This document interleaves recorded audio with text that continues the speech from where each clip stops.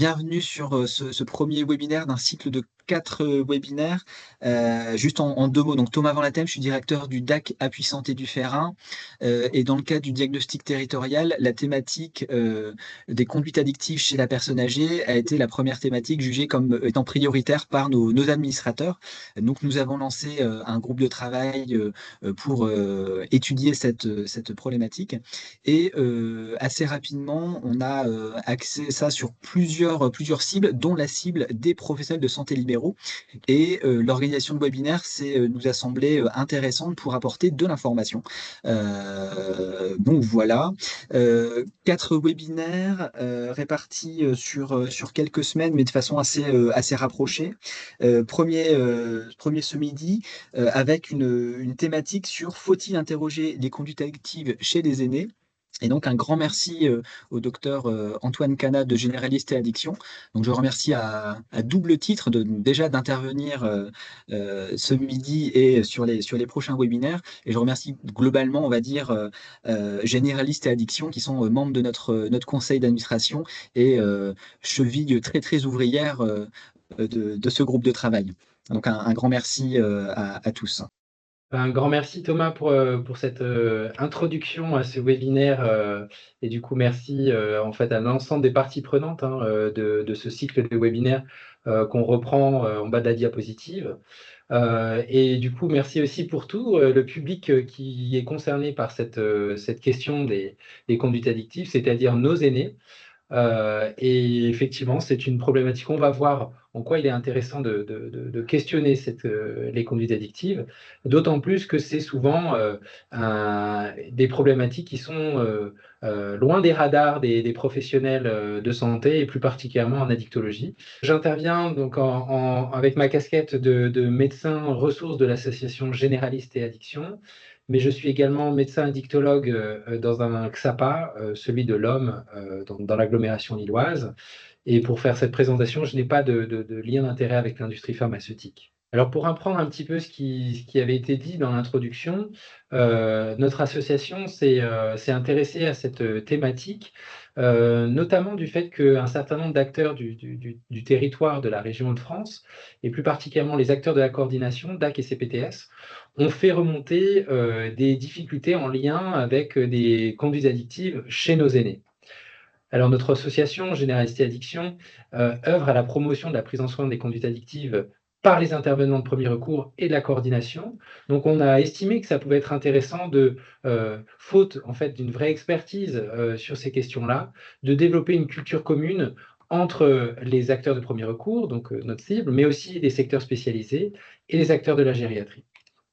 Donc, pour ça, il nous a paru essentiel de reprendre un petit peu, les données de la littérature et par une approche en fait de convergence de l'intelligence collective, de réunir nos savoirs pour éventuellement proposer, à terme, des modalités d'accompagnement. Alors tant dans l'approche purement théorique, clinique, mais aussi dans la réflexion autour de la coordination des soins, de proposer des choses efficientes pour nos aînés. Sur ce premier épisode du webinaire, je vous présente rapidement le plan de l'intervention. Déjà, qu'est-ce qu'on entend par aîné ou personne âgée ou sujet âgé?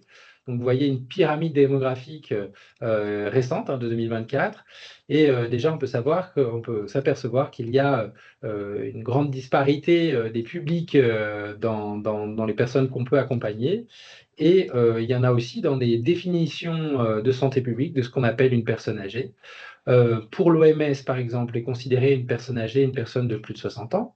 Dans le monde de la recherche médicale, donc pour vous citer, PubMed, qui est la plus grosse source d'informations, scientifiques, disponible dans le monde, est considérée une personne âgée, une personne qui a plus de 65 ans. Dans, la représentation sociale, une personne âgée est considérée comme une personne a fini son activité professionnelle, et donc là, on voit que, on est sur une fourchette assez large en fonction des parcours professionnels des personnes. Et maintenant, quand on interroge les Français, la perception de ce qu'eux estiment être une personne âgée, c'est une personne de plus de 69 ans. Donc difficulté de définition. Ensuite, si on regarde, par, répartition de genre, on voit qu'en fait, les réalités de vie, la personne s'inscrit en fonction de son âge et de son genre dans des réalités bien distinctes. Comme on peut le voir sur cette diapositive, on voit que la réalité pour un homme, une fois qu'il a dépassé l'âge de 65 ans, elle s'inscrit le plus souvent en couple et à domicile, alors que pour une femme, on voit qu'elle elle va avoir une expérience de cet âge de plus de 65 ans qui s'organise le plus souvent seule, plus ou moins en institution. Enfin, pour terminer cette introduction sur la question de la personne âgée ou du sujet âgé, donc des aînés, je rappelle que la durée qui s'écoule entre 20 et 60 ans est la même qu'entre 60 et 100 ans. Il ne nous viendrait pas à l'esprit de parler de la même manière d'une personne qui a 22 ans et qui débute ses conduites addictives avec une personne qui va avoir 58 ans et qui est en train de quitter la vie active.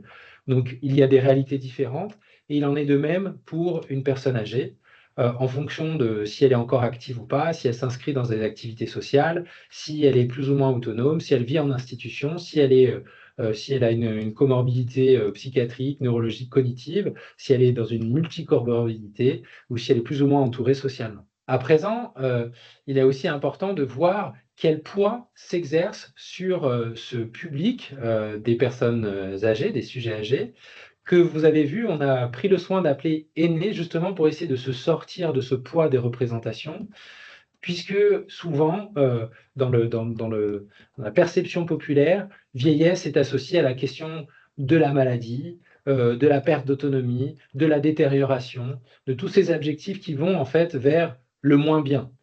Quand on prend en bas à droite une sorte de nuage de mots, quand on pose la question au grand public sur quelle est leur perception de la personne âgée, et ben vous voyez que ressort beaucoup de termes négatifs en rouge associés justement à la question de la dépendance, de la solitude, de la fragilité, de la maladie, de la perte d'autonomie.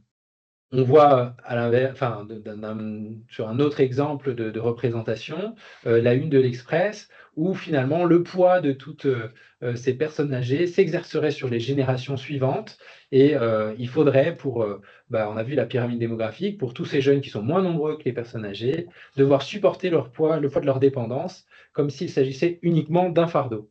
Parler d'addiction, c'est forcément à un moment donné questionner le rapport au plaisir. Le plaisir, qui est une énergie vitale, une énergie psychique, essentielle que, Freud aura appelée libido, sans que ce soit forcément associé à la question de la sexualité. Mais tout ça pour dire que, le plaisir est essentiel comme mouvement, de vie et chez les personnes âgées, chez nos aînés donc, elle, se traduit selon différents modes. Donc c'est ce tableau que vous voyez sur la gauche. On peut questionner sur, quels sont les plaisirs du quotidien et on voit qu'en fait, pour les personnes de plus de 65 ans, les plaisirs quotidiens sont en fait très variés. Ils ne sont pas centrés uniquement sur la question, de la famille ou, du bien-être physique, ils sont multiples. De la même manière que les activités, censées procurer une forme de plaisir sont aussi très multiples et il est très important de pouvoir questionner l'ensemble de ces, facteurs contribuant au bien-être et source de plaisir, source d'épanouissement, source de bonheur et donc source d'énergie vitale. Une autre manière, la plus sociologique d'interroger le plaisir, chez nos aînés, c'est de voir comment ils se constituent, là c'est sur la question de la place qu'ils occupent dans leurs interactions sociales avec, leur famille, mais aussi leurs amis. C'est de voir un petit peu comment ils s'inscrivent. Donc par exemple, une représentation qui va être des grands-parents connectés, qui vont avoir, tendance à être, en lien, très très important avec les nouvelles technologies pour se tenir au courant de ce qui se passe dans leur famille, autour d'eux. Les grillons du foyer, une approche, à nouveau sociologique, des couples qui vont rester, plutôt à la maison où la place de la famille est très importante, c'est vraiment centré sur le foyer. Des couples qui vont être plus dans la recherche de petits plaisirs, d'un hédonisme simple, de valeurs simples.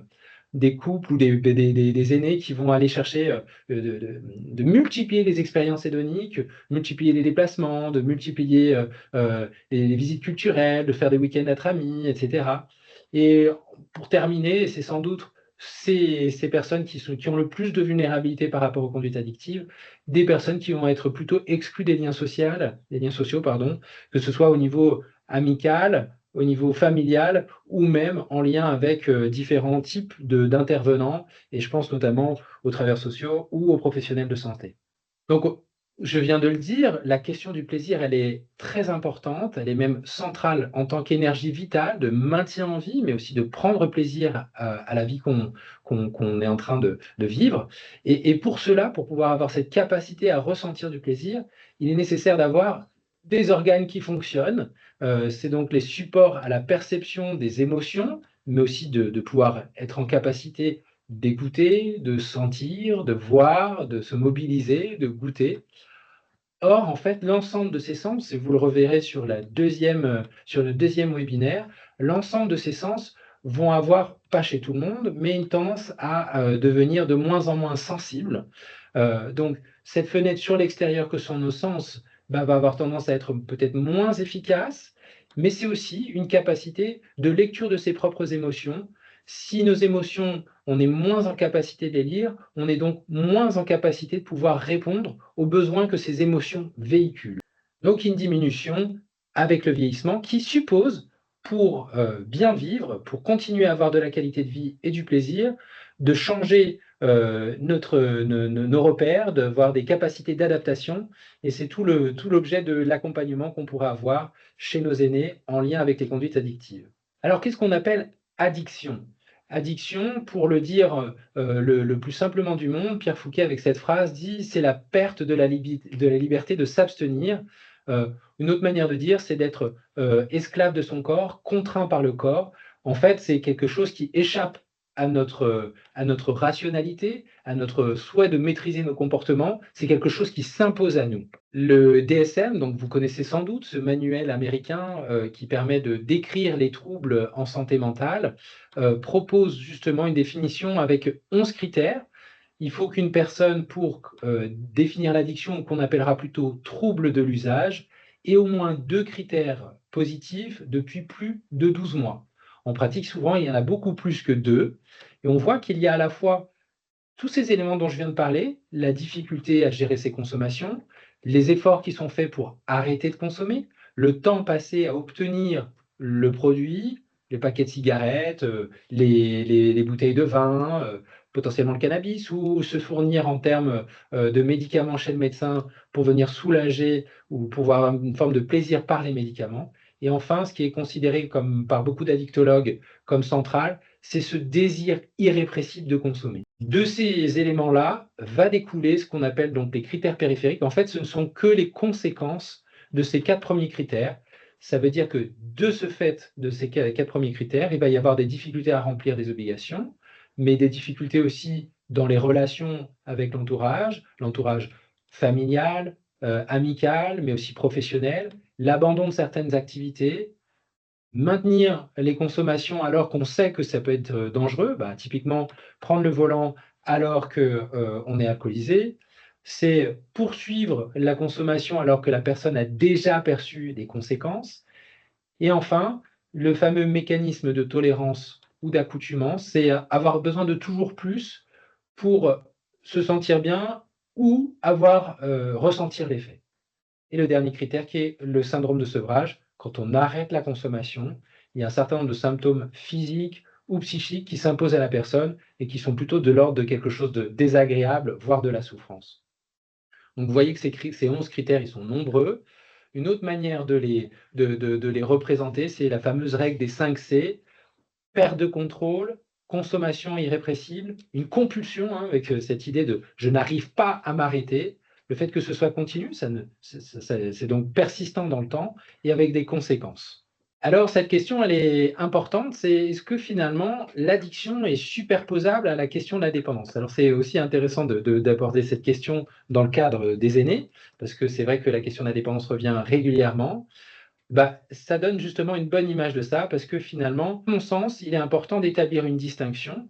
La dépendance, finalement, globalement, on est tous dépendants, d'une vie sociale, dépendants d'affection, mais aussi dépendants de devoir boire de l'eau, devoir dormir, devoir manger, devoir avoir un minimum d'activité physique. Toutes ces dépendances sont normales. La différence avec l'addiction, c'est qu'il y a vraiment cette perte de contrôle.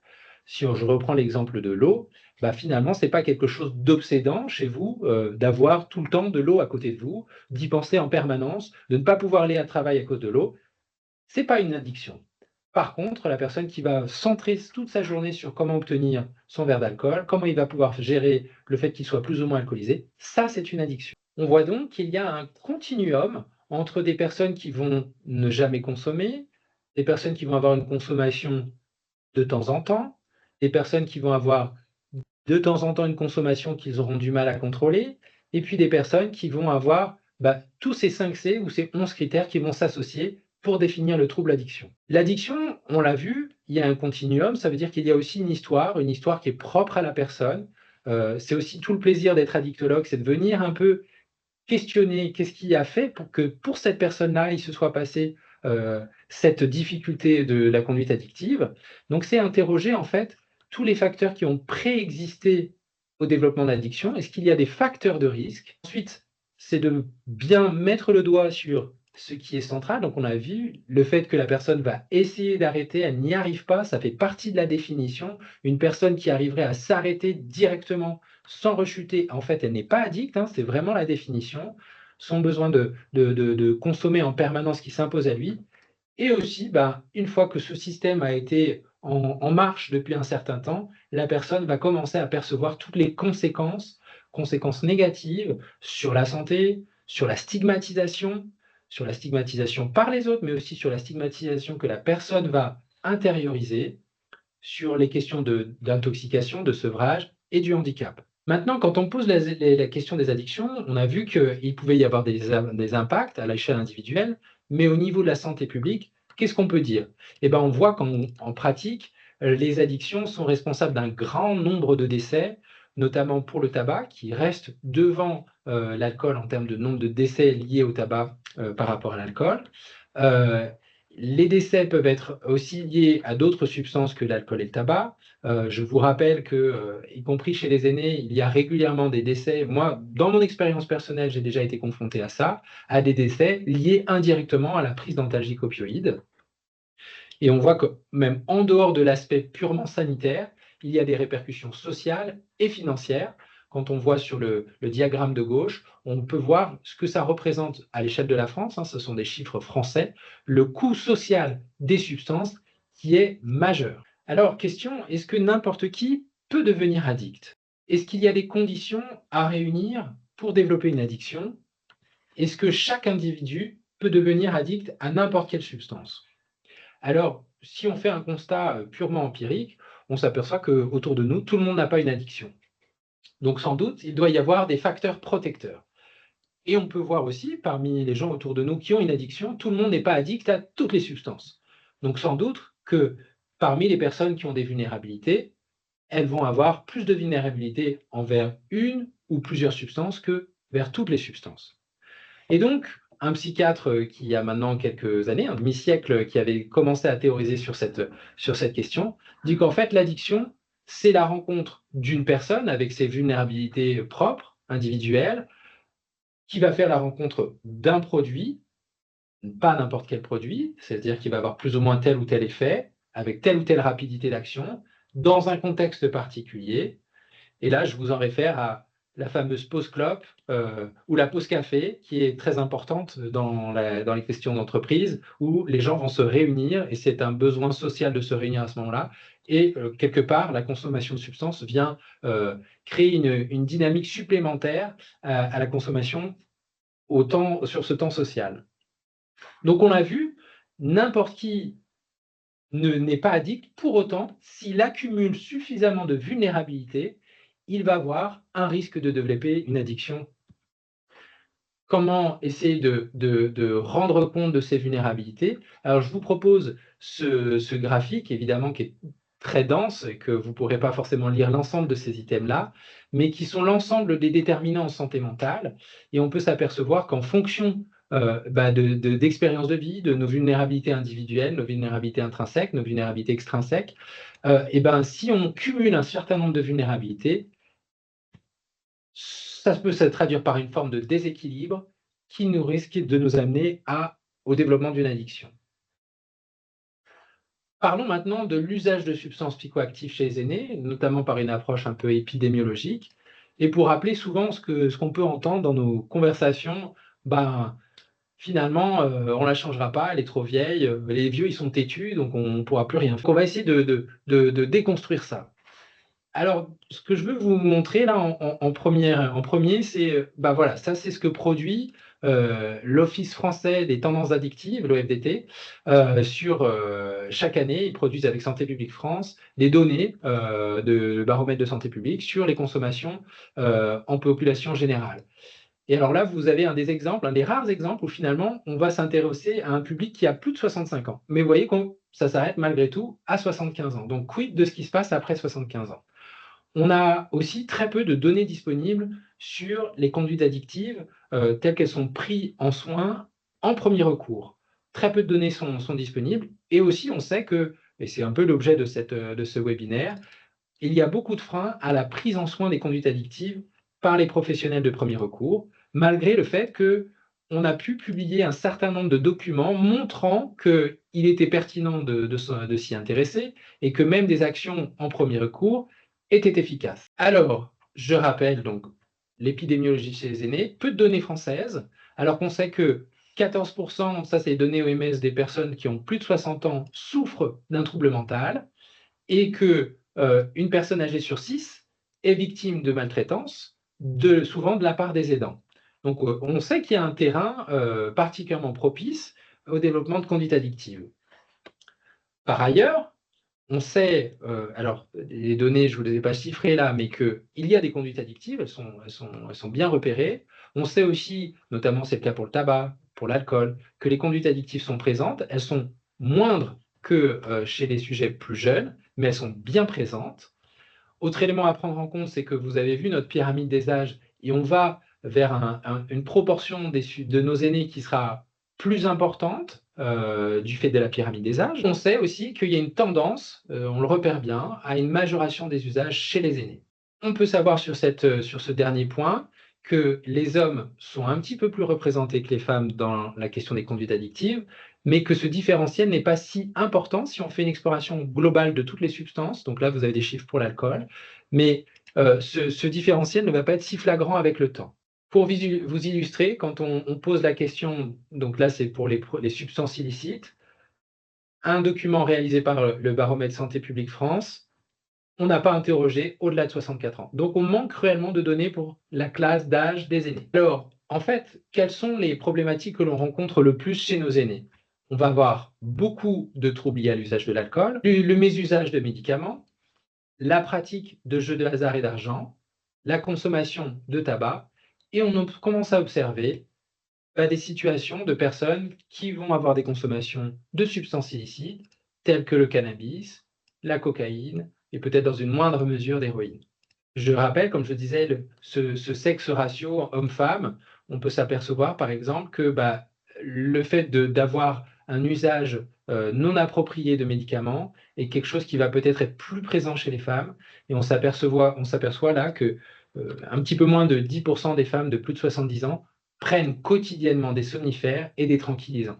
Alors, pour se figurer un petit peu quelle pourrait être l'épidémiologie des conduites addictives chez nos aînés, il faut aller regarder un petit peu ce qui se fait ailleurs. Donc là, je vous propose des prévalences dans un autre pays, le Canada, qui est bien plus en avance que nous sur ces questions-là. Alors, j'ai mis en rouge pour bien préciser qu'il s'agit d'une population de plus de 50 ans, donc qui ne colle pas parfaitement à nos statistiques des plus de 65 ans, mais on s'aperçoit que la consommation d'alcool est importante, le cannabis aussi, les benzodiazépines aussi. Les opioïdes à des fins non médicales sont présents, et vous pouvez voir aussi que 2% des plus de 50 ans consomment de la cocaïne au Canada, et je pense qu'on ne doit pas être si loin que ça en France. Maintenant, revenons sur ce cliché qui disait que, à quoi ça sert de poser la question? Ils sont trop têtus, on les changera pas. Est-ce que c'est vrai ça? Déjà, partons du principe que, sur l'exemple du tabac, près d'une personne âgée sur deux qui fume a le désir de s'arrêter de fumer. Donc si elle le désire, c'est que sans doute, elle pourrait à un moment donné solliciter de l'aide. Donc il y a un argument qui est déjà valable sur le désir de la personne à elle-même vouloir sortir de sa problématique addictive. Deuxième point, Ça, c'est des stratégies de prise en charge que vous devez sans doute connaître pour permettre aux personnes d'arrêter de fumer.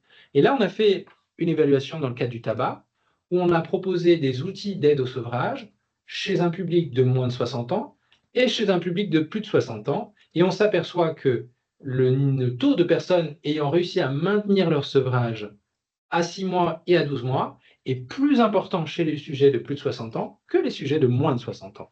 Autre exemple, des benzodiazépines dont on a parlé, qui traduisent souvent un besoin d'appui sur la question de l'anxiété, mais aussi des troubles du sommeil.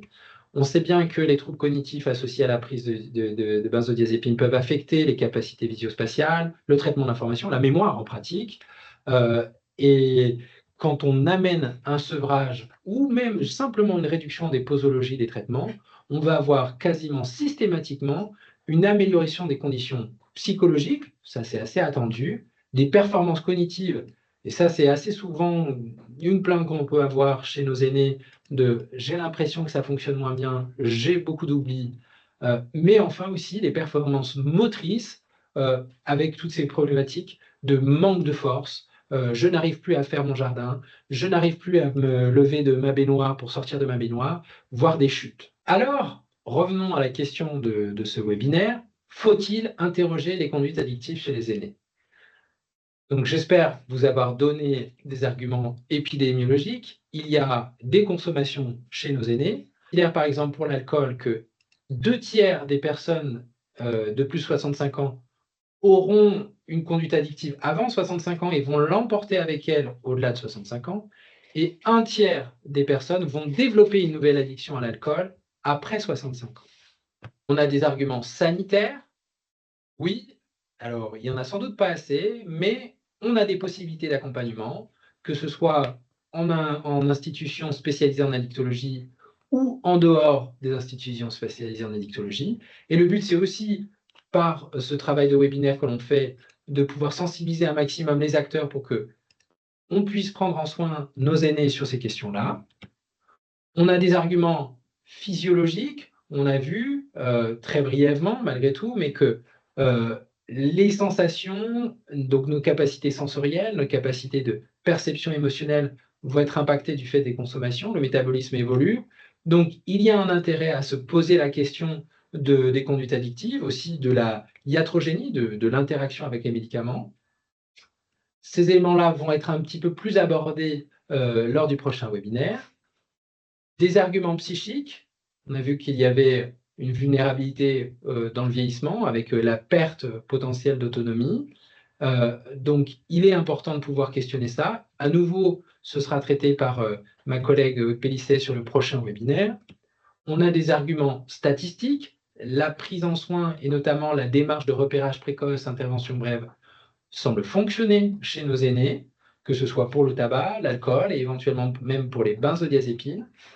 On a des arguments pronostiques, on a vu par exemple sur le sevrage tabac, quand on accompagne une personne de plus de 65 ans, on va avoir de meilleurs résultats généralement qu'une personne qui a moins de 65 ans. Et enfin, on a l'argument légaliste, dire comme tout être humain, nos aînés ont droit à un accompagnement, quel que soit leur trouble, quel que soit leur âge et quel que soit leur degré d'autonomie. Je termine ici ma présentation. Je vous donne donc quelques références que vous pourrez consulter. Comme vous l'avez vu dans ma présentation, les Québécois sont très en avance sur nous. Ils ont déjà construit quelques bases de données. Ils ont des documents disponibles gratuitement en PDF sur leur site. Les Suisses sont aussi très en avance sur cette question. Et je vous présente aussi un auteur français, un médecin gériatre addictologue qui travaille sur Mâcon, s'il n'a pas changé de lieu d'exercice, qui a aussi beaucoup écrit et publié sur cette question. Bon, en tout cas, moi, une question qui fait sens, effectivement, c'est une des dernières, quoi, savoir répondre à la question bon, bah, pourquoi s'engager, voilà, elle est âgée, qu'est-ce qui. Voilà, coût-bénéfice, engagement, et ça me donne des éléments de réponse. Oui, ce qui me paraît important, c'est de pouvoir rappeler que donc on a des éléments et il n'y a pas forcément. Revenir sur une des premières diapos sur le côté, en fait, que l'entrée dans le plaisir, c'est lié à la sensorialité. Je profite peut-être, j'ai entendu la question du plaisir, c'est vrai que j'avais pensé le rappeler sur une diapositive, mais cette question du plaisir, elle est vraiment très importante, hein. On consomme généralement parce qu'on y trouve un bénéfice, et c'est vrai qu'on a tendance à imaginer, alors pas tout le monde évidemment, que nos aînés n'auraient plus tellement de plaisir, ou ce serait vraiment des plaisirs pour des petites choses de la vie quotidienne. Mais si on parle par exemple de la sexualité, si on interroge des personnes sur à quel âge ils pensent qu'il faudrait, enfin qu'on perd de l'intérêt pour la sexualité, si on interroge des personnes qui ont 50 ans, ils vont vous dire, bon, ben, globalement, j'imagine qu'à 60, 65 ans, il n'y aura plus de sexualité. Quand on interroge une personne de 60 ans, elle va vous dire, bah, moi je pense que la sexualité, il n'y a plus d'intérêt à la pratiquer à 70 ans. Quand on interroge une personne de 70 ans, elle va vous dire, je pense qu'il n'y a plus d'intérêt à pratiquer la sexualité à 75 ans. Donc en fait, on voit bien que ces représentations, elles n'ont pas de sens. En fait, il y a toujours un intérêt à avoir du plaisir, et quelles que soient les modalités pour obtenir ce plaisir. Donc, il est important de pouvoir questionner quelles sont les sources de plaisir, comment pouvoir maintenir le plus possible des sources de plaisir qui n'entraînent pas d'addiction, évidemment, pour que la personne continue à avoir un bien-être et donc soit bien équilibrée dans sa vie. On a une question dans le chat, hein, sur la question des représentations, des imaginaires autour de la personne âgée. Est-ce que c'est pas un frein à la prise en charge des addictions? Parce que d'une part, oui, on ne pourra pas les changer, mais aussi qu'il y a une image un petit peu idéale, la sagesse des personnes âgées, et donc on ne veut peut-être pas voir ces difficultés-là. Avec une précision qui dit qu'au comptoir en pharmacie, à propos du cadrage en dispensation d'opioïdes, les aidants et la famille ont parfois, quand on questionne ça, ont parfois tendance à répondre c'est bon, c'est pas une droguée, c'est ma maman, ma mamie, etc. Alors tout à fait, hein, je crois qu'on a abordé un peu cette question.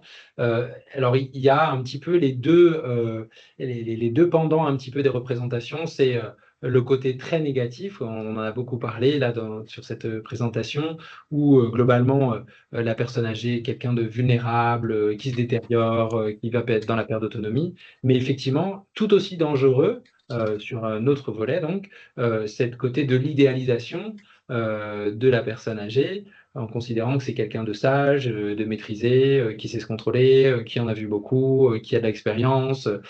Mais tout ça, en fait, ce sont des choses qui sont des freins à questionner véritablement le vécu de la personne. Et il est important de pouvoir aller questionner ça. L'intérêt aussi, c'est de pouvoir trouver des stratégies pour interroger ça. Et ça, ça fera partie des éléments a priori du 3e webinaire qui sera animé par le docteur Laloux. On le verra aussi la prochaine fois, mais la notion d'addiction, des fois, chez nos aînés, la frontière elle est mince, parce qu'il peut y avoir des personnes qui vont consommer des substances, et je pense plus particulièrement aux médicaments, au-delà de la dose, ou plus longtemps que ce qui était prévu, ou pas pour la bonne indication. Mais il ne va pas forcément y avoir toujours cette compulsivité dans la consommation. Et on est plus peut-être dans l'ordre ce qu'on appelle le mésusage que l'addiction, mais ça n'empêche pas qu'il est important d'aller pouvoir le questionner et de proposer en fait des stratégies d'accompagnement par rapport à ça.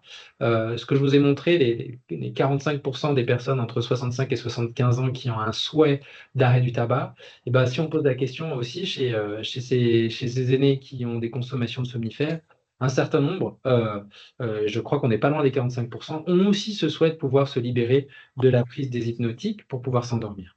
Alors justement, on a une question d'une personne qui intervient régulièrement dans une maison de retraite en disant que on sent bien que c'est un sujet qui est difficile à aborder, que les personnes elles-mêmes ne vont pas forcément oser en parler.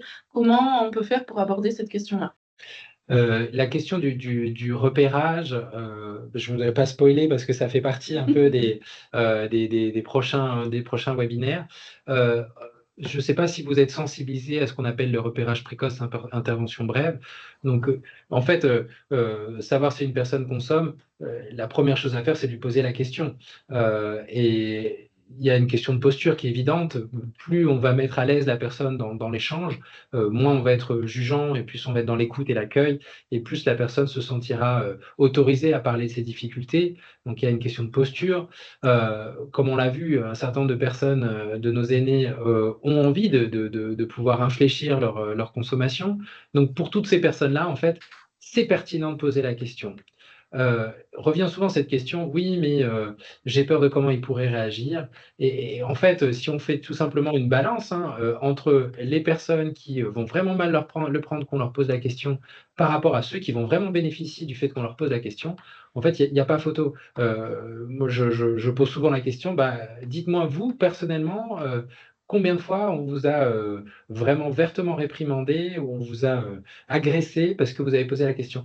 Alors, bon, sans doute que c'est arrivé, mais moi, j'ai jamais eu ce vécu-là. Donc, je pense que la balance, elle est clairement du côté de il faut pouvoir poser la question.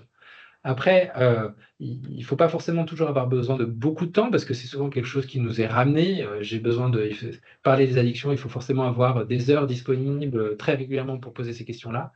Non, pas nécessairement, hein, on voit que des techniques de repérage qui dureraient des heures par rapport à des techniques de repérage, qui dureraient simplement quelques minutes, elles sont pas, bien meilleures. Donc, le fait de poser la question, de s'y intéresser, de revenir dessus, vraiment les choses dans l'accompagnement des conduites addictives se passent dans le temps, et ça vaut vraiment le coup de mettre le temps de son côté, de se dire: «Je vais revenir dessus, je prendrai du temps avec cette personne-là pour reposer les questions».